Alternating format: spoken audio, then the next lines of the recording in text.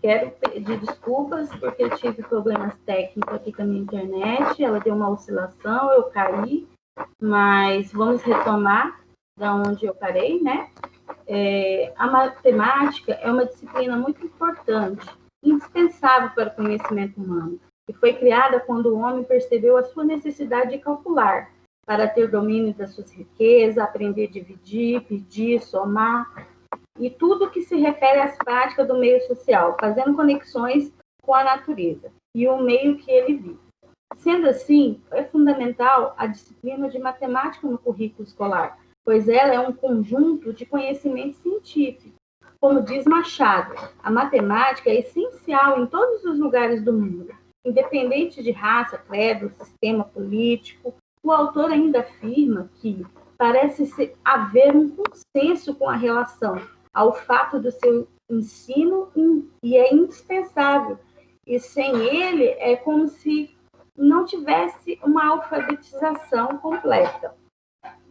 O conhecimento matemático sempre foi tratado pelos matemáticos de forma isolada, tentando deixar o conhecimento empírico e nutrindo o conhecimento de si mesmo.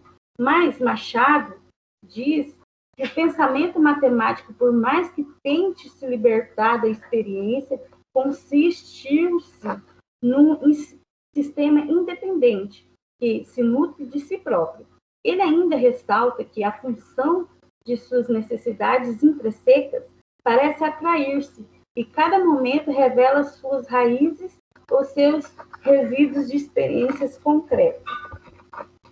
A matemática tem essa função importante na vida do homem, seja empiricamente ou da necessidade social. O mais importante é que a prática da matemática tem um desempenho muito relevante, pois ela não caminha isoladamente, e sim, isso tem sido comprovado cientificamente. Em uma epígrafe de Rossetti, ela afirma que a abstração da matemática desempenha papéis relevantes na teoria e tem um conteúdo geométrico, um significado físico que denuncia sua origem nas experiências sensíveis, independente de terem os que manipulam com clara consciência disso.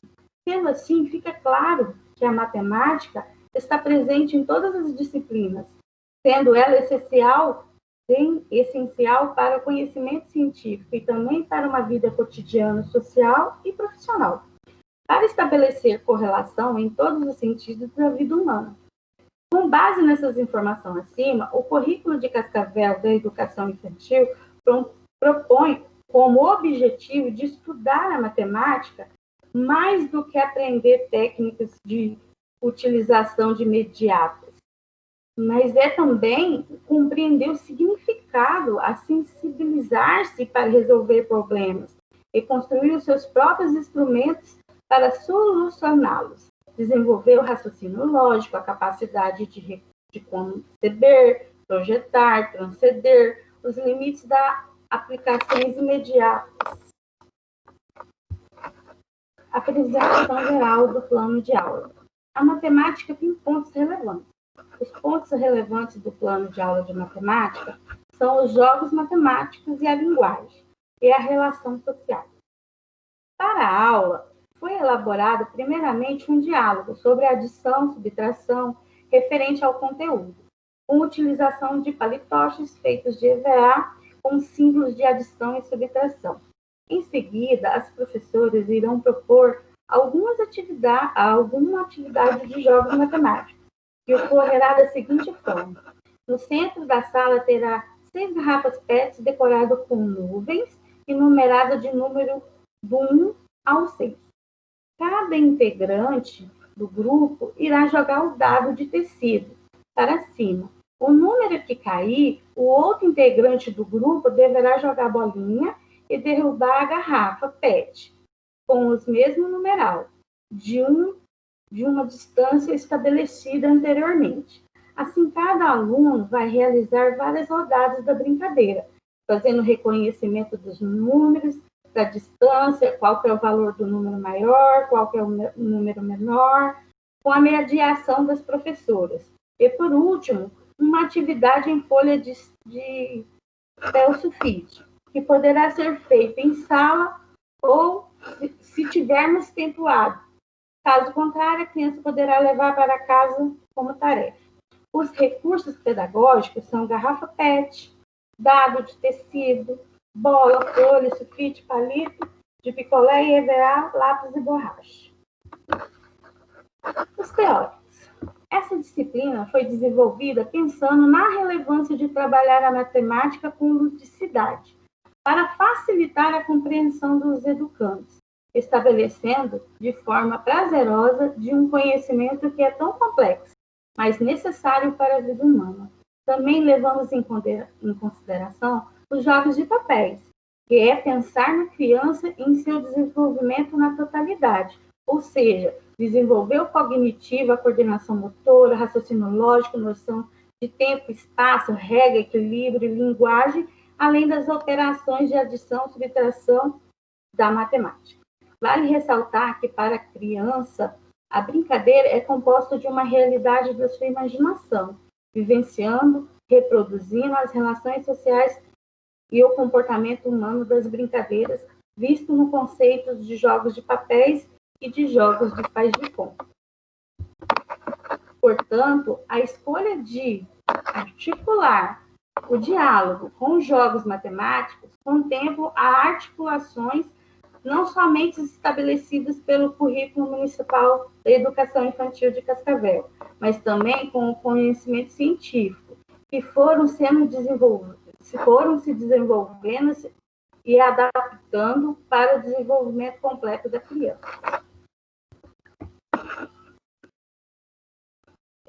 Agora eu vou passar a palavra para a nossa colega Alessandra, que vai falar da educação física. Então, agora nós chegamos no momento tão esperado pelas crianças, né? A educação física.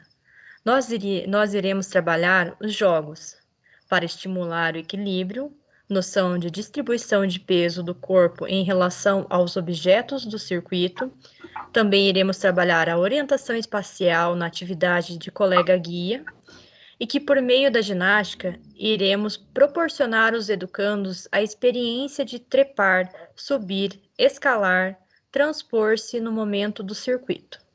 As páginas referentes ao currículo sobre os jogos vai da 170 a 171, e sobre a ginástica, da 171 a 172. Agora, então, eu vou mostrar duas imagens aqui para falar um pouco sobre essas duas atividades.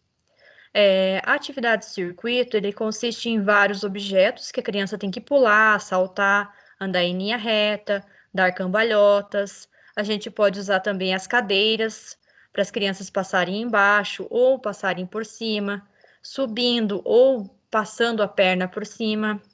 E também a outra atividade é a colega guia, que a gente pensou mais na questão da segurança da criança, em voltar a confiar em outras crianças, porque essa atividade de colega guia, uma das crianças vai estar vendadas, a outra vai estar guiando essa criança vendada, e eu, como professora, ou as minhas colegas, iriam esconder a nuvenzinha, que é o objetinho que a gente escolheu por conta da poesia, escolher em algum canto do colégio, ali no pátio.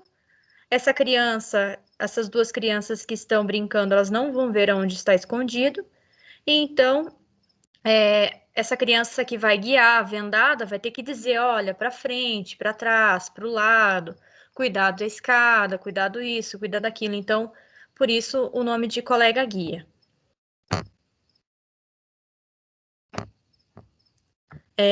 Nós pegamos como teóricos um trecho da LDB que fala sobre a educação física e da importância dos professores para participarem do planejamento pedagógico da professora regente da turma. Porque se os professores ficarem ausentes do momento de planejamento escolar, será difícil imaginar ações pedagógicas coerentes e pautadas nos eixos pedagógicos que organizam o trabalho escolar nos diferentes componentes. Até porque todos os conteúdos devem levar para um mesmo caminho, ao qual será trabalhado no dia, ou no semestre. Tudo deve ter um início e um fim, um meio e um fim, para criar e desenvolver a noção de lógica e auxiliar na compreensão de temática abordada naquele dia. Sobre a organização curricular e a concepção da disciplina,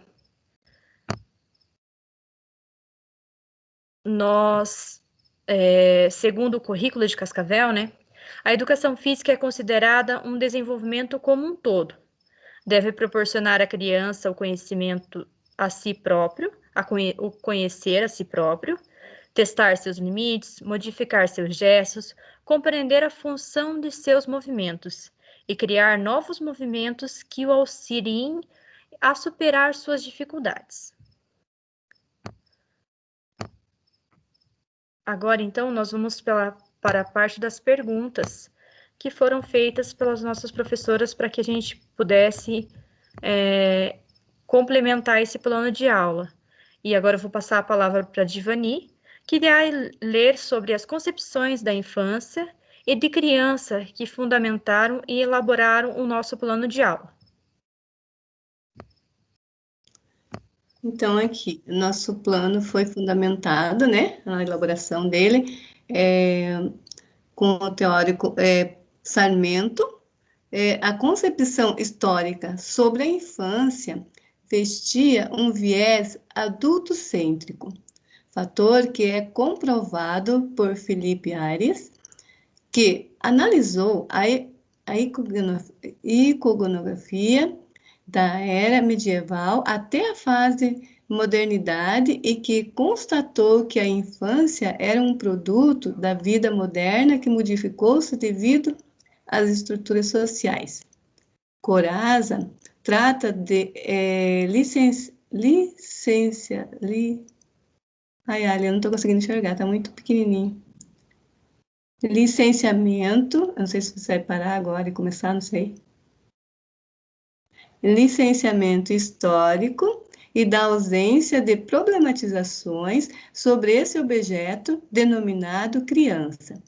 Mais tarde, Arias, no século XVI, percebeu outra ruptura social nas pinturas e relatou que a criança passou a ser vista pelo sexo feminino como criança bibelô, ao qual expressava um sentimento de paparicação. Segundo Moreira e Vasconcelos, particularmente no século XVIII, com a consolidação do capitalismo e a separação das esferas públicas e privada, foi delimitado que cada instituição deveria cuidar, sendo ela a família responsável pelo espaço doméstico e pelas condições de sobrevivência. O sexo masculino cuidaria da sobrevivência e o feminino da casa. A criança do sexo masculino já começava a ser vista como mão de obra e apoio nas guerras. Gajnebin afirma, acho que pulou, afirma que é no Ocidente que começa a surgir a ideia da infância e o reconhecimento que esta fase deve ser trabalhada e considerada de modo distinto à dos adultos. Pode passar. Então, aqui corroboramos com as concepções de criança que estudamos no currículo de Cascavel, que compreende a criança como um sujeito sociocultural, que pertence à família, que está inserida na sociedade com uma determinada visão de mundo e cultura. Ou seja, a criança é um ser que também pertence a uma classe social. Agora eu vou passar para a Luciane, que vai dar continuidade nos pressupostos fisiológicos.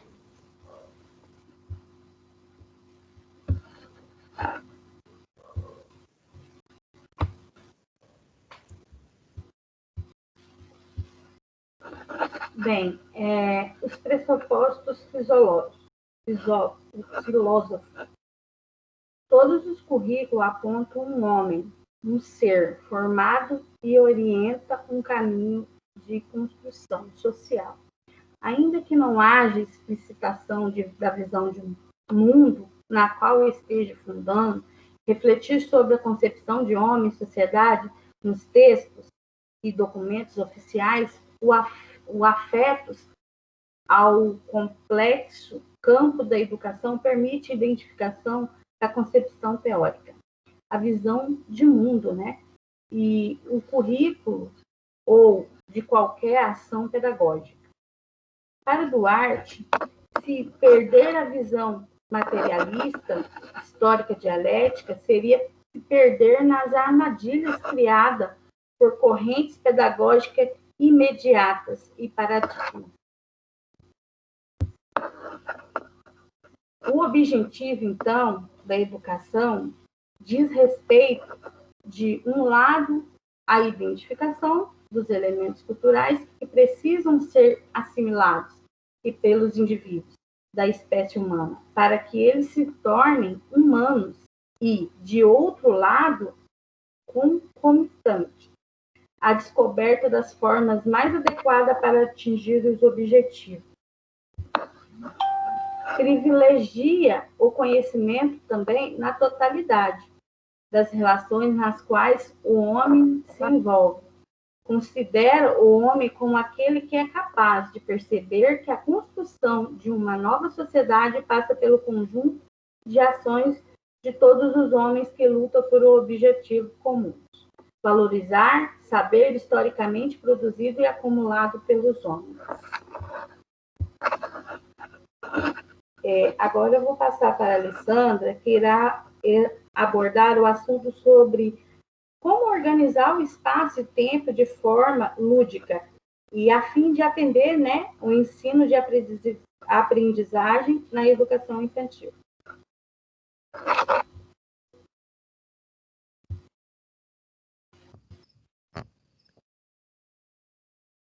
Então, a organização do ambiente, dos materiais e do tempo visa auxiliar que as manifestações motoras das crianças estejam integradas nas diversas atividades da rotina. Para isso, os espaços externos e internos devem ser amplos e o suficiente para acolher as manifestações da motricidade infantil. E com relação ao nosso plano, nós podemos dizer que o espaço foi organizado para termos uma contação de história com almofadas, imagens representadas em palitoches, coladas em volta da sala.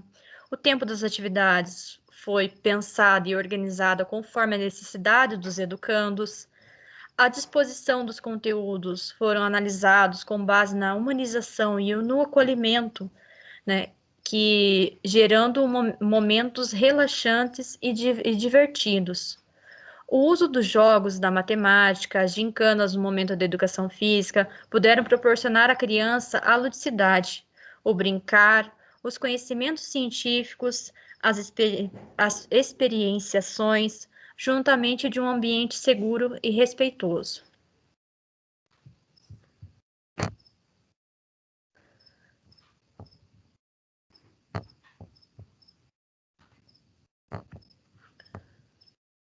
Então, quanto às características do desenvolvimento, de acordo com a periodização, foram consideradas na elaboração do plano, levando em consideração que nesse momento de 3 a 6 anos, as crianças começam a observar as formas como os adultos agem com os objetos, seu reflexo com a brincadeira de papéis sociais, a consolidação das finalidades dos objetos com as perguntas para quê e os motivos por quê, resultando na reflexão sobre as atividades.